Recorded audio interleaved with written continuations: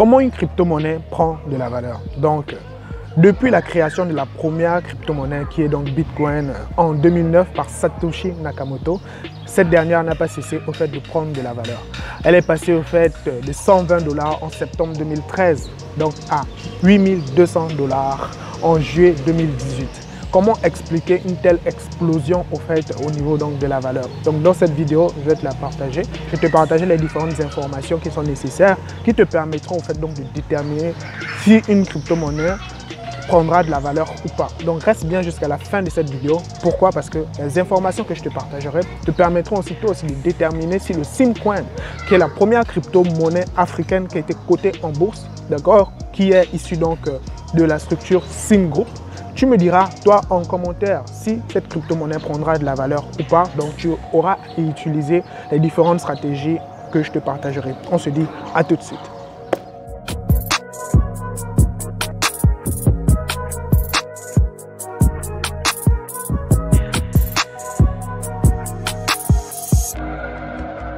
Bonjour à toi, bienvenue dans cette nouvelle vidéo. Si c'est la première fois que tu tombes sur ma chaîne ou sur ma vidéo, laisse-moi rapidement me présenter. Je suis Nikwe Kevin Jani BM, je suis un web entrepreneur, un développeur web. Je suis donc investisseur en crypto-monnaie, auteur d'un ouvrage qui est Oser le web et gagner votre vie. Au fait, je suis passé de footballeur fauché à homme d'affaires à succès sur le web. Donc si la thématique de l'entrepreneuriat, l'investissement, la crypto-monnaie t'intéresse ou t'enchante, tu as juste un seul geste à faire, c'est de t'abonner, d'accord? Et de ne pas oublier la cloche de notification pour être notifié de mes prochaines publications.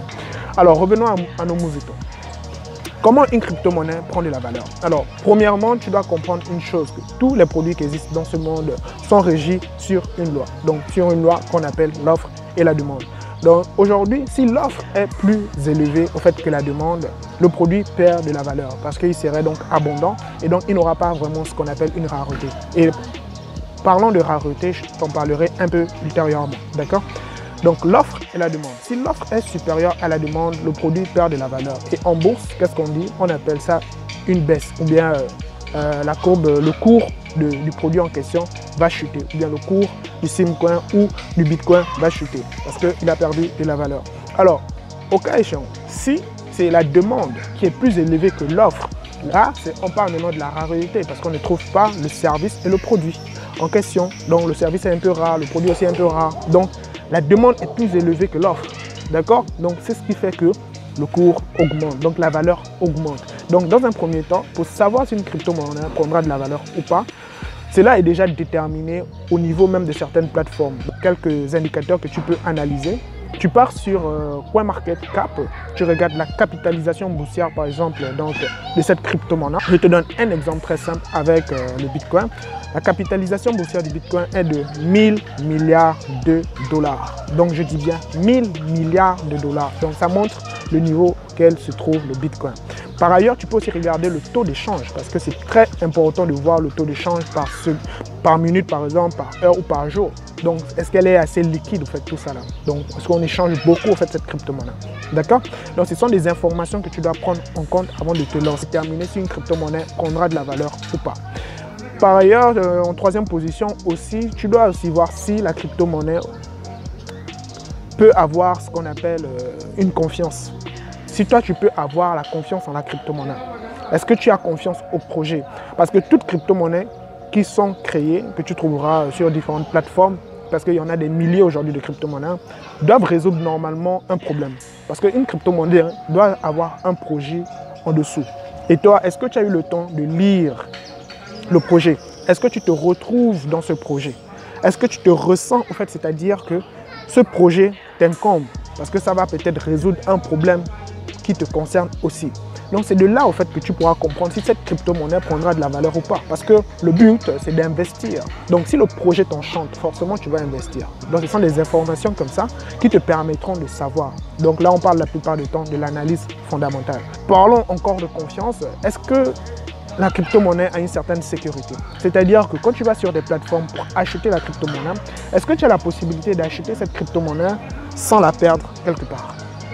Parce que le but, tu peux l'acheter, mais qu'est-ce qui te prouve que la crypto-monnaie, quand tu vas l'acheter, tu pourras bien la conserver?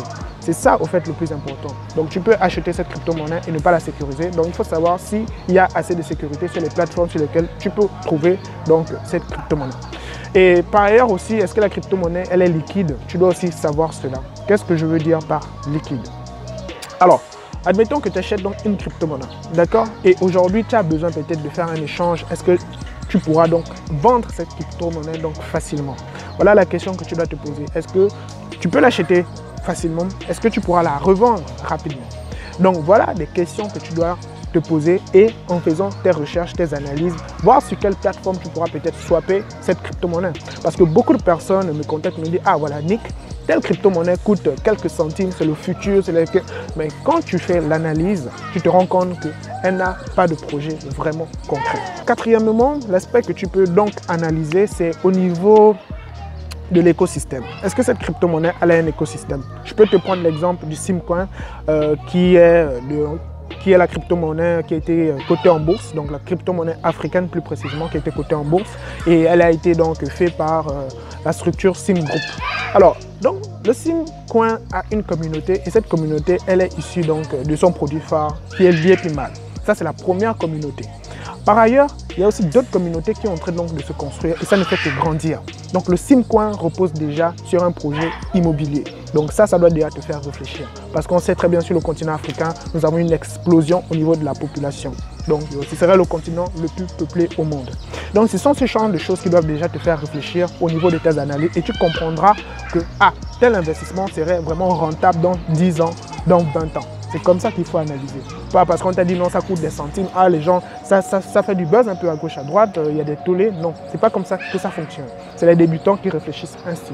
Tu dois garder ton calme et faire des analyses, comme je te dis, avec les informations que je te partage. Est-ce que la crypto-monnaie, elle a une utilité? Est-ce que tu peux échanger cette crypto-monnaie, par exemple, avec un service ou un produit? Parce qu'il doit y avoir des services proposés. Tu vas acheter une crypto-monnaie. Est-ce que cette crypto-monnaie, tu peux l'utiliser autrement? Je ne sais pas, le but, ce n'est pas juste de l'acheter et la conserver. Tu peux l'utiliser, l'échanger. Peut-être acheter un véhicule, je ne sais pas, un service, un produit. Comme le limo avec l'IEPIMAL. Tu peux acheter des véhicules, tu peux acheter ce que tu veux, des téléphones, etc. Grâce à la plateforme du l'e-market Sénégal, par exemple, parce que je suis résident au Sénégal actuellement. Donc, c'est des choses intéressantes que l'IEPIMAL même propose. Donc, si tu n'as jamais entendu parler de l'IEPIMAL, donc tu peux faire une pause parce que j'ai fait une vidéo là-dessus. Je te laisserai le lien ici ou là. Donc, toutes ces informations sont pertinentes.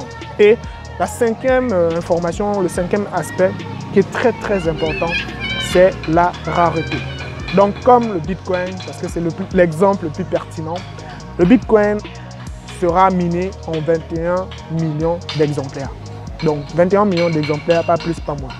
Donc cela doit déjà te faire comprendre que c'est cette crypto-monnaie qui sera vraiment rare. C'est rare aujourd'hui. C'est rare parce que je pense que ce sera en 2000.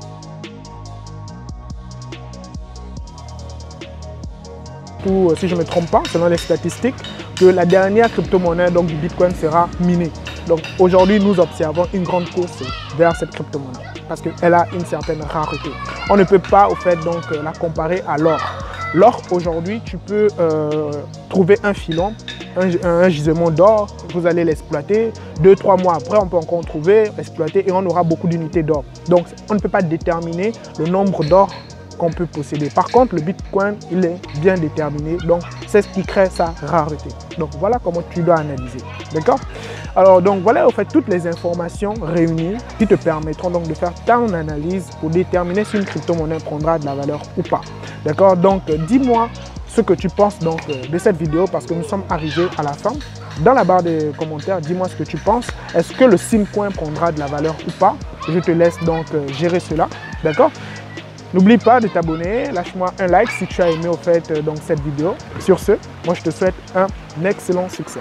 Avec moi ou sans moi, peut-être. Blessé.